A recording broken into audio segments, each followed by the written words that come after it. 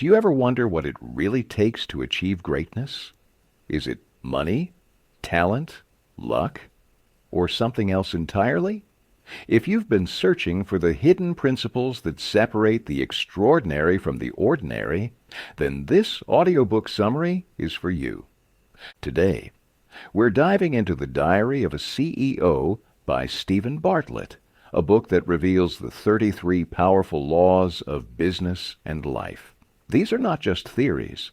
They're battle-tested principles that can help you build unshakable confidence, sharpen your skills, create unstoppable momentum, and ultimately design a life of success and fulfillment.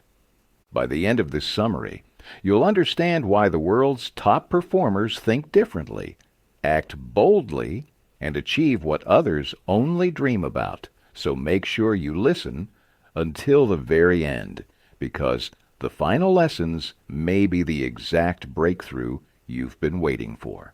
And before we begin, don't forget to subscribe to Audiobook 101, the channel that brings you the best books on success, wealth, mindset, productivity, and personal growth, all in engaging audiobook-style summaries. Now, let's get started. Fill your 5 buckets in the right order. One morning, Dave, a friend of the author, was cleaning his yard when a man stopped by, drenched in sweat from a long jog. Breathless and animated, the stranger began speaking in bursts about microchips, monkeys, and robots powered by artificial intelligence. To Dave, it sounded like the ramblings of someone who had lost touch with reality. He nodded politely, confused, until the man waved goodbye and walked off. That man was Elon Musk, the billionaire visionary behind SpaceX and Tesla. It's funny, isn't it? When you don't know who's speaking, their words can sound like nonsense. But once you discover it's Elon Musk, suddenly the impossible begins to feel possible. His strange ideas weren't fantasies. They were blueprints for the future. And behind his ability to turn the unbelievable into reality lies a simple principle. He had filled what Steven Bartlett calls the 5 buckets of achievement. These buckets are the foundations of greatness. The first is knowledge, what you know. The second is skills, what you can do. The third is your network, who you know. The fourth is resources, what you have. And finally, the fifth is reputation, what others believe about you. Most people assume someone like Elon could easily fill these buckets because of his wealth. But here's the truth. Wealth wasn't where he started. It was the result. Each bucket must be filled in the right order because every step builds on the one before it. Think about your own journey.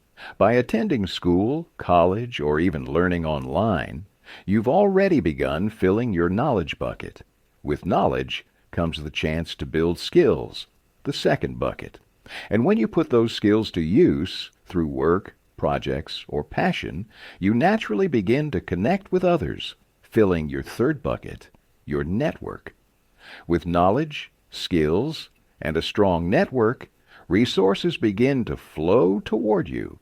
And when all of these align, your reputation grows, becoming the final and most visible bucket. The key is sequence. If you chase resources before you've built knowledge and skills, it's like trying to fill a roof before you've laid the foundation. For example, take Gerard. He wanted wealth quickly, so he poured all his energy into chasing money and status. But because he neglected his knowledge and skills, he had no real foundation. Without filling the first buckets, the fourth one, resources, remained empty, no matter how badly he wanted it. Steven Bartlett's message is clear. Greatness is not about shortcuts. Invest first in knowledge, and every other bucket will begin to overflow. To master it, you must create an obligation to teach it. Steven Bartlett was just 14 years old when he faced one of the most humiliating moments of his life. He had been chosen to give the closing speech at a school event. For weeks, he prepared diligently, rehearsing every line, even printing the speech to ensure he wouldn't forget it. But when the big moment came and Stephen walked onto the stage, something happened. He froze. Thousands of students and teachers stared back at him, waiting. His palms were sweating, his body stiff, and his voice refused to emerge. To the audience, it was only a few awkward seconds, but to Stephen, it felt like an eternity. At last, he forced out a few words before quietly leaving the stage, consumed by embarrassment. That moment never left him. Even years later, after delivering countless speeches in front of huge audiences, the memory of that day haunted him. The question was, how did he transform from the boy who froze in silence to the man known worldwide for his ability to captivate millions with his words? The answer came from a teaching by the spiritual leader Yogi Bhajan. If you want to learn something, read about it. If you want to understand it, write about it. And if you want to master it, teach it. Stephen took this to heart. Determined to conquer his fear, he began a simple but life-changing practice.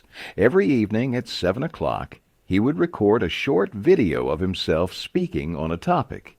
By 8, he would post it online for the world to see. This daily discipline built his knowledge and sharpened his skills, the first 2 buckets of achievement.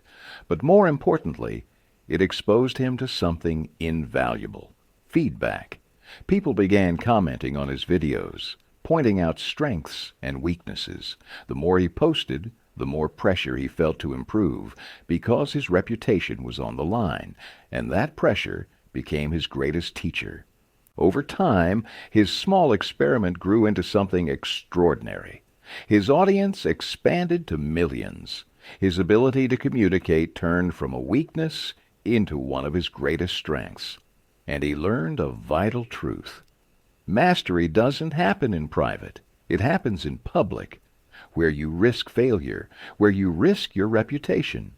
If you want to share your ideas with the world, you must dare to speak them out loud, step onto the stage, face the discomfort, and do it again and again. Because mastery doesn't come from hiding.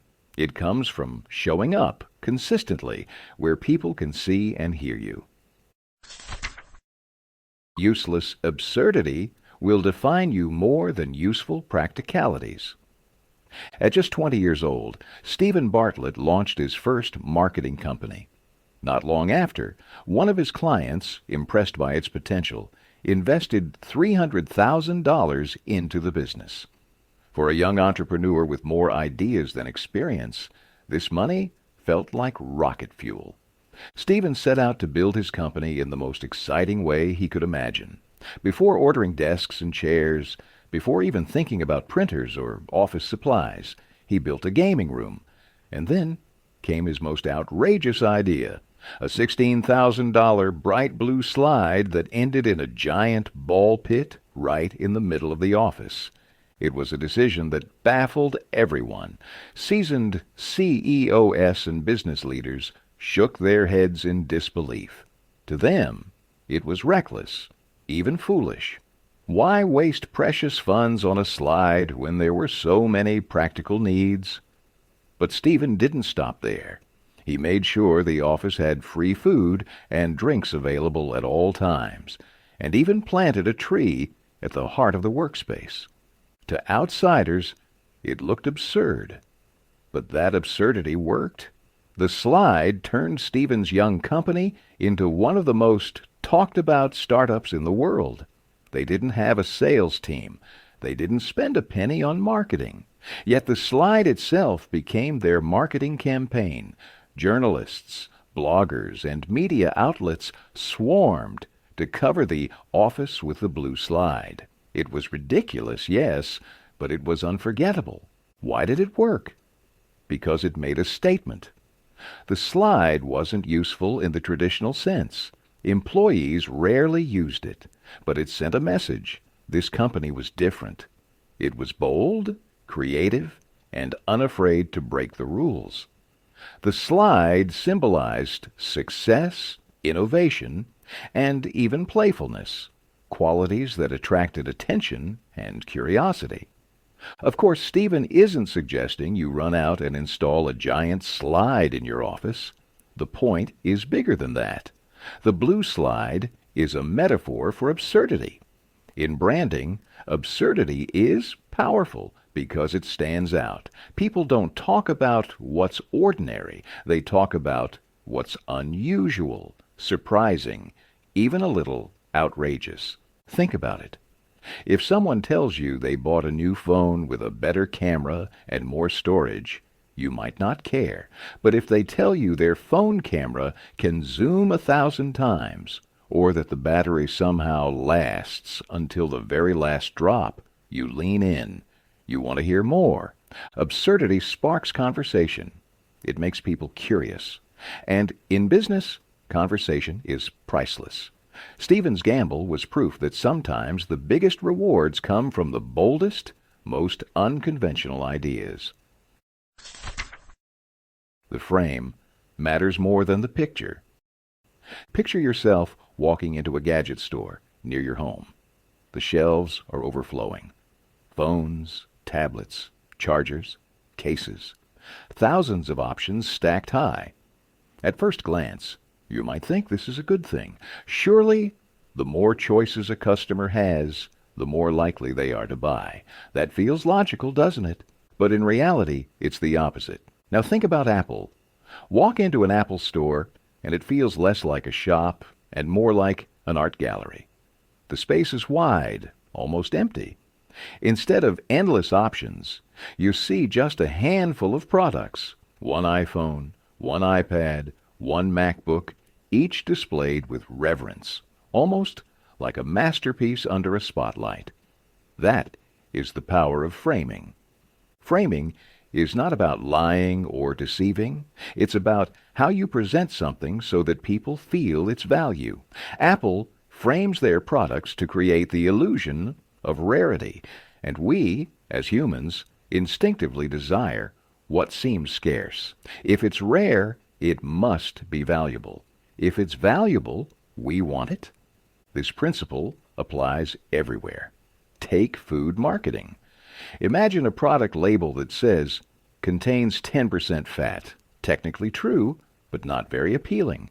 Now reframe it, 90% fat-free. Suddenly, it sounds healthier, cleaner, more attractive, even though it's the exact same product. The point is simple. The frame matters as much as, if not more than, the picture inside it. People don't just buy the product, they buy the way it's presented. The message you choose to highlight becomes the lens through which your customer sees your work. And the right frame can transform something ordinary into something extraordinary. You must sweat the small stuff. In 2023, Steven Bartlett's podcast, The Diary of a CEO, was named the most downloaded show on Apple's platform. This was a staggering achievement, especially for someone who never imagined he would become a groundbreaking host. Steven didn't think he asked the smartest questions, and he certainly didn't believe he was the best interviewer in the world. So, what was the secret behind his podcast's success? The answer was hidden in the smallest details. Steven and his team sweated the small stuff. They poured attention into things most people would ignore. Like every podcaster, Steven researched his guests, where they lived, what they did, their achievements. But he went further. He learned about their favorite songs, their favorite drinks, even the room temperature that would help them feel most comfortable. These tiny considerations created a sense of ease, allowing guests to open up in ways they rarely did elsewhere. The attention to detail didn't stop there. His team harnessed the power of artificial intelligence to translate episodes into multiple languages. Listeners in France could hear Stephen and his guest speaking fluent French in their own voices. This kind of innovation made the show accessible to millions more people around the globe. This idea of focusing on the small things is not new. The Japanese call it kaizen, a philosophy of continuous improvement. The principle is simple. By making small, consistent enhancements every day, greatness is achieved over time. Toyota, one of the world's most respected car companies, built its success on this philosophy. No detail was too small. They welcomed every suggestion from employees, whether it was lowering a shelf to make tools easier to reach, or increasing the size of a water bottle so workers stayed hydrated. On the surface, these might seem trivial, but together they shaped a culture of respect, innovation, and efficiency. Employees felt valued, and that sense of empowerment translated into extraordinary performance. Stephen applied the same philosophy to his podcast by sweating the details, whether it was the right drink, the perfect temperature, or the smallest adjustment in tone. He created an environment where authenticity could flourish. And it was these details, invisible to the average listener, that built the trust, intimacy, and success of the Diary of a CEO. The lesson is clear. Don't dismiss the small things. They may look insignificant in isolation, but together they can transform your work, your business, and your life. Don't be an ostrich. When the Titanic struck an iceberg, something strange happened. Survivors recall that many passengers simply refused to believe what was happening. Some returned to their cabins as if nothing were wrong.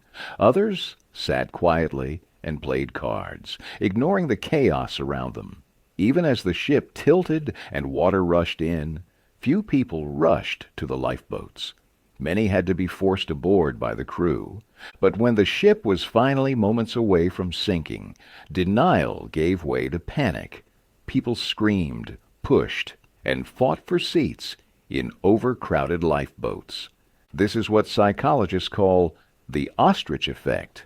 Just as an ostrich buries its head in the sand to avoid danger, humans often ignore problems, hoping they'll disappear. We avoid discomfort whenever possible. When our spending gets out of control, we delay opening the bank app. When we feel unwell, we postpone the doctor's appointment. And when a tough conversation is looming, we put it off until tomorrow. But avoidance doesn't protect us. In fact, it magnifies the damage. Steven Bartlett admits he fell victim to this too. He once delayed firing an employee who was consistently lazy, late, and careless. He avoided an uncomfortable conversation with a client. The longer he waited, the worse the problems became. That single employee dragged down his whole team. By avoiding conflict, Stephen allowed harm to spread. So, how do we break free from the ostrich effect? It starts with 4 steps. First, pause and acknowledge. Say to yourself, something isn't right. Awareness is the doorway to change. Second, reflect. Notice how you feel and what you're thinking. Pinpoint the exact problem. Is it something you need to act on, or something that can be handled by someone else? Be honest with yourself and take responsibility where it's yours. Third, tell the truth. Confront the issue directly. Don't blame. Don't accuse. Just speak with clarity and honesty. Remember, delaying the conversation only makes the fallout bigger. And finally, seek the truth. Every situation has more than one side, and we are all biased. Don't just wait for your turn to speak. Truly listen. Try to understand the other perspective, even if it's uncomfortable. Facing problems head-on is rarely easy, but the sooner you step into discomfort, the sooner you regain control. Because burying your head in the sand may feel safe in the moment, but sooner or later, the iceberg will catch up with you. The 3 bars for building great teams. In the world of sports, few coaches are as legendary as Sir Alex Ferguson, who led Manchester United for 26 years. His secret wasn't just tactics or talent, it was culture. Ferguson believed that values, discipline, and commitment were the true backbone of a winning team. That's why, even when he had star players at their peak, he made the bold decision to let them go. To outsiders, it seemed unthinkable. These athletes were celebrated, adored, and critical to Manchester United's success. But behind the scenes, their behavior clashed with the team's values. One struggled with uncontrollable anger. Another lived under the constant glare of paparazzi, bringing unwanted distraction. Ferguson understood something vital. No matter how talented someone is, if they undermine the culture, they weaken the whole team. It takes courage to let go of talent for the sake of values, but Ferguson knew the long-term risk of tolerating toxic behavior, because one person's conduct doesn't just affect them, it ripples through the entire group. The same truth applies in business, in organizations, and in life. Every member of a team influences the standard for everyone else. So how do you measure whether someone is helping or hurting the group? Steven Bartlett describes 3 bars. A bar raiser is someone who elevates the team. If everyone performed like them, shared their work ethic, values, and skills, the team would grow stronger. A bar maintainer keeps things steady. They do their job, but they don't push the limits. If everyone matched their pace, the team would remain the same. Not better, not worse. And then there are the bar lowerers. These are the individuals whose lack of discipline, poor attitude, or weak skills pull everyone else down. If the entire team mirrored their behavior, performance would collapse. Understanding these 3 bars is powerful. It tells you who deserves a promotion, who needs encouragement or training, and who may need to be let go. A great team isn't built by talent alone. It's built by people who consistently raise the bar, setting new standards for everyone around them. Conclusion. As we come to the end of this journey, let's reflect on the lessons that Steven Bartlett shares. Lessons that, if lived, can reshape not just your career, but your entire life. You learned that success is built like buckets, and the order matters. Knowledge comes first, because it fuels your skills. With knowledge and skills, you build a network. From that network, resources begin to flow, and with time, your reputation, the most fragile but powerful bucket of all, starts to shine.